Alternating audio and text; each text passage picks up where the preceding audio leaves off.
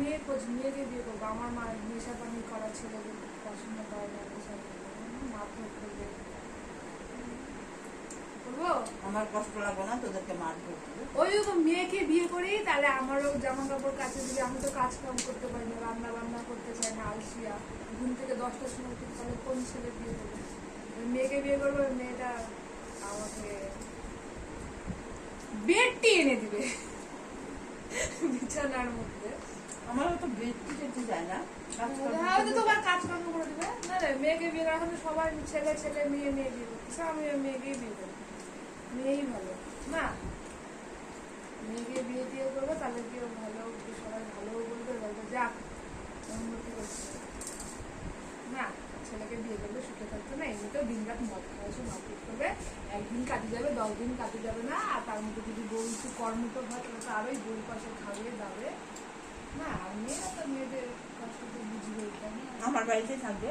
হ্যাঁ, তোমার বাড়িতে থাকবে। তোমাকে কেন তোমার বাড়িতে থাকবে? এটা আবার কেমন কথা হলো? কেন কেউ থাকবে না? থাকবে? আচ্ছা, আমার বাড়িতে থাকবে না। না, ও ও বেশি দিন থাকলে তোমার পুরাতন হয়ে যাবে। থাকা থাকি নাই, থাকা থাকি না। মায়ের কাজ করে দিবে না মা, তাহলে তো মায়ের সাথেই থাকতে হবে না। না। আর ছেলে মানুষ থাকলে বলবে ঘর জামাই আছে, এমন একটা ছেলেকে বিয়ে করছে মেয়েটা, ঘর জামাই আছে, দেখো দেখো দেখো, কি করে হাসবে। তাহলে পর লোকের পর নিন্দা করবে, জানো তো মানুষের তো থাকে এই চর্চা। তাহলে মেয়েকে বিয়ে করবে, মেয়ে থাকবে।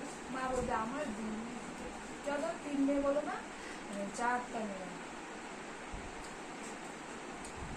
তুই কি তোর মনের ইচ্ছা কি?